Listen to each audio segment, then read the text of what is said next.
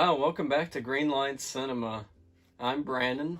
Well, so I'm gonna try not to get this review too blended or mixed up, but I mean, I kind of want to talk about both things I witnessed. Today's episode is sponsored by Excedrin. For those movies that just seem to go on and then you watch a show, it's like redundant over fatigue of superheroes and superhero movies. So, much thanks to the people at Make Excedrin Migraine. Has anyone ever noticed that R5D4 looks kind of like an Excedrin migraine bottle? Or is that me? I don't know. The two are almost identical. Oh. Well, welcome back to Greenlight Cinema. And let's talk about WandaVision Episode 4. Oh boy, where do I begin on this episode? Whew. This was a completely different episode from the rest of them. And I think I've said that before in the WandaVision review, but this time I really mean it, guys. This was a truly, honest to goodness, very different episode from the last one we currently watched. But it follows up, though, with a very interesting beginning. The very first beginning of this episode starts off with Geraldine, and it's gonna be hard to talk about this episode of getting into spoilers, so I'm sorry, I'm gonna go ahead and get into spoilers. So Geraldine, which is actually Monica Rambeau, who Captain Monica Rambeau, who's actually, I can't think of her mom's name to save my life right now, is that Rambeau woman lady, Captain of Marvel's. Daggone it, I cannot remember her name. It's like on the tip of my tongue. Okay, Monica wakes up. She's in the hospital. Her mom was sick, and apparently she was there during the blip. And this is all following up after the blip, and Monica and the whole hospital's going in completely chaos. Because, everyone's like coming back from the blip, and then some people's perhaps been there, I guess, waiting at the hospital. And she gets some shocking, sad news that her mom passed away during the years of the blip to where she was gone. And, but, cut to credits, and she's right at this place called Sword. And if you really are lost in watching these shows or episode, I was too. I've never heard of Sword, in fact, and a few of these characters I wasn't sure about either. But apparently Sword is a Marvel agency that was founded by Monica Rambeau's mom. And so this place where they work at, she runs into the guy, I can't think of his name. She runs into this man, FBI man, that tells her, things have changed a little bit, and I've, had to take your spot since you got blipped, it's the obvious choice. And so we're no longer in a sitcom now. We're just on a show. It feels like a full-scale Marvel movie all the way, which I don't have any problem with, but it took me a little bit out of it, though. I was like, wait, I was kind of enjoying this little sitcom, and there's little to no comedy, I think, in this episode. So, she hears that her mom wanted her to do this special assignment if she ever came back from the blip. And that's what propels her to do this, going undercover, I guess, or just checking out Wanda and seeing what all's going on with this situation. But they find an anomaly. He explains to her, the FBI guy, there's been an anomaly discovered outside of Westview, and no one can go in or out of the town. It's dead. And then we get a surprise appearance from Jimmy Woo, the FBI agent from Ant-Man. I was like, yes! And he didn't need to do the card trick, but that was excellent that he learned. But I felt like they shoved that card trick in there just so people would remember who he was. I'm like, you don't have to remind me. I'm fully aware of Jimmy Woo. Sir, can you knock? Sorry, sir, but I just got a lead. Ooh, I love leads. I love this guy. He's a funny guy. I love this guy, but he's just so honest and like he's your comic relief in the show a little bit. And I want to say the girl from Thor is, but I found her name's Darcy. She's like an Egon Spangler type, like if he had a granddaughter. But she's just like, I don't know, just kind of not funny, but tries to be. I asked for coffee a little bit ago. I was like, oh gosh, she's giving me a headache already. And I'm trying to like this show and these characters. I was just getting used to the other show I'm watching, which is still the same show, apparently. But anyway, so they go to the town of Westview. Jimmy Woo shows Monica, look, there's this barrier. We can't get in or out. And this is where the helicopter shows up from episode 2, I believe it was. They send out a drone.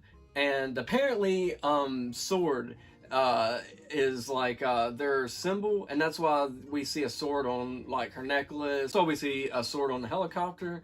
But they fly in the drone. And it gets lost in there. So Monica goes in there, and she, for some odd reason, they can't find her. But they, scientist girl from Thor, Darcy's able to like pick up something with old TVs and like found like a frequency, and she's like, this is like a sitcom. And it's kind of funny, you find her and Jimmy Woo find themselves more or less watching the show. And I mean, they're observing the things that are going on and weird anomalies and these people. But what's interesting is they formed together a missing persons of this town of Westview, because all the characters on Wanda's show, apparently this is some show, and this completely throws my Truman Show theory out in the freaking garbage. So yeah, she is apparently animating people in this town of her witchy powers.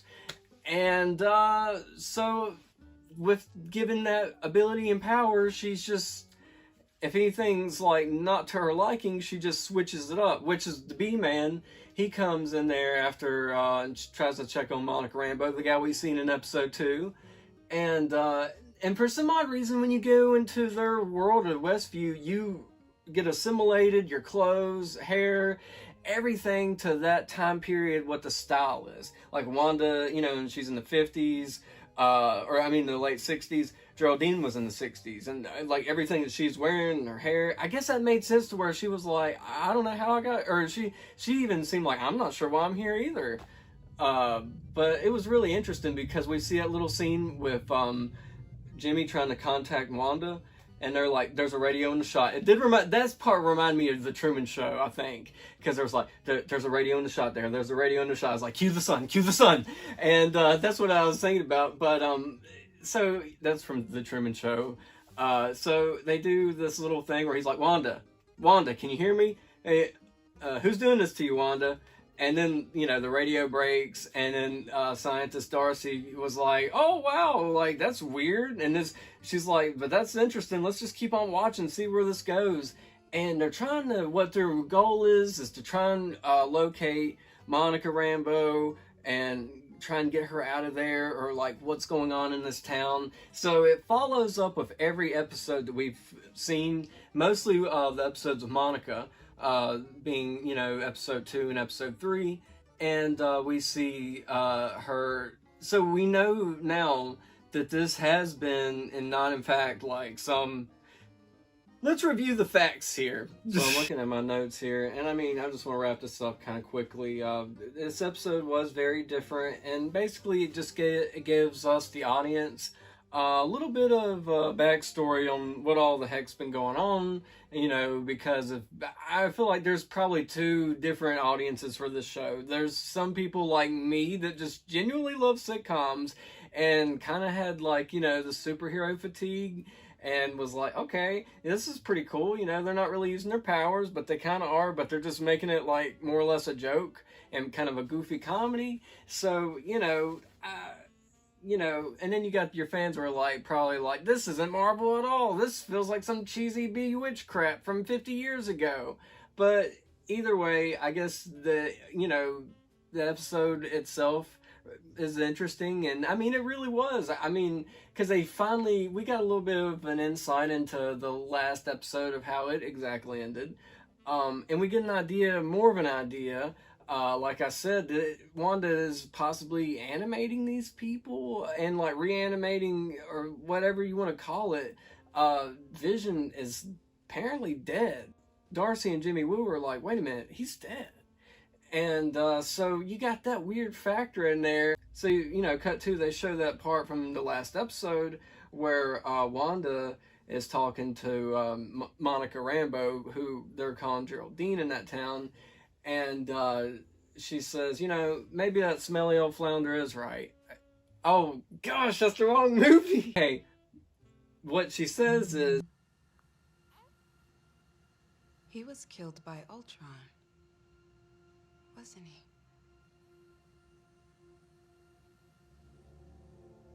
What did you say? She's new to town. Brand new. No family. No husband. Well, there's nothing wrong with that. Hey, wasn't your brother killed by Ultron? That's what Monica says to Wanda. And Wanda says, wait, what? And kind of has a big reaction, triggers her to get mad. And she says, you're an outsider, you need to leave. And just like throws her, like breaking like all these walls. I guess breaking the fourth wall for us. I was like, well, that's kind of neat to show. But, so yeah, she comes out of this portal.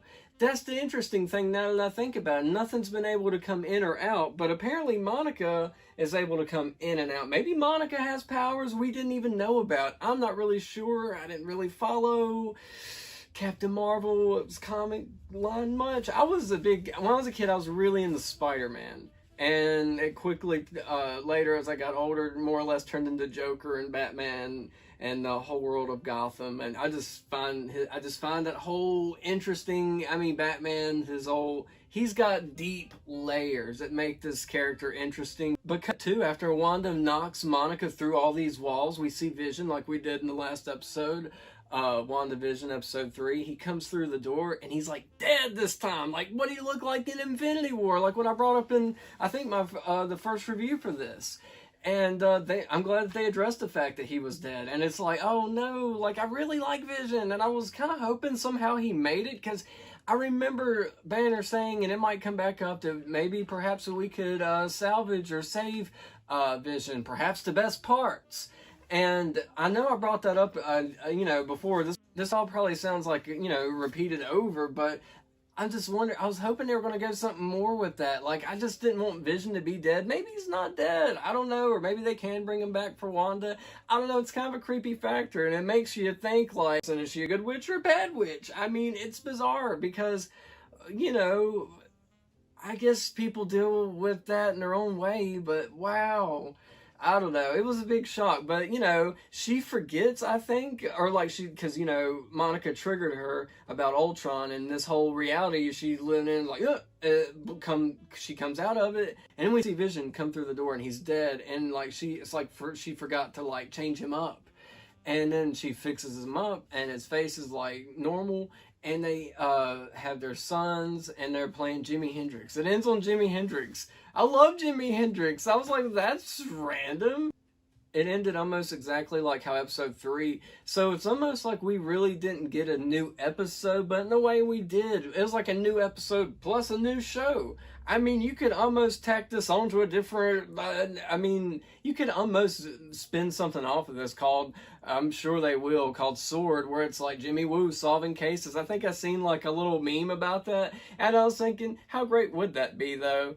But yeah, this was a very interesting, different, darker episode, I think, than the rest. I'm going to keep watching these, though. I'm a little invested. But if you guys hadn't checked this out, I hope you guys will. I think WandaVision is a pretty interesting show so far. But I did love, I'm bringing this up, though, talking about movies, and I'm ending it. But yeah, I watched the Justice League film. It was really great. Both properties. I'm talking about WandaVision, but I want to talk about Justice League just for a little bit if I can. You know what?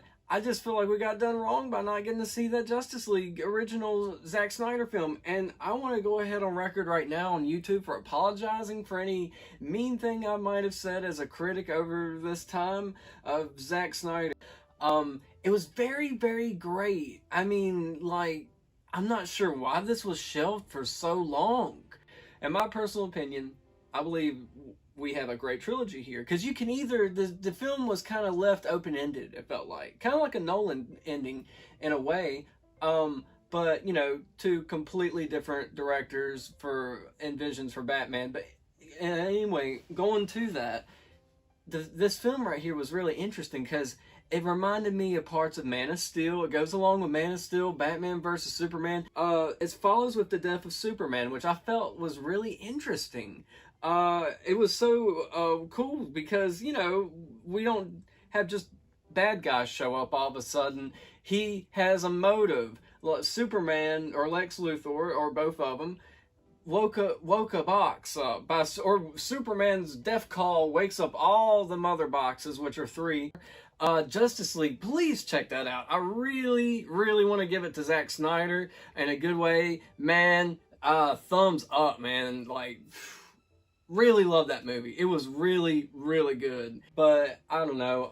I haven't gave Falcon Winter Soldier a chance yet.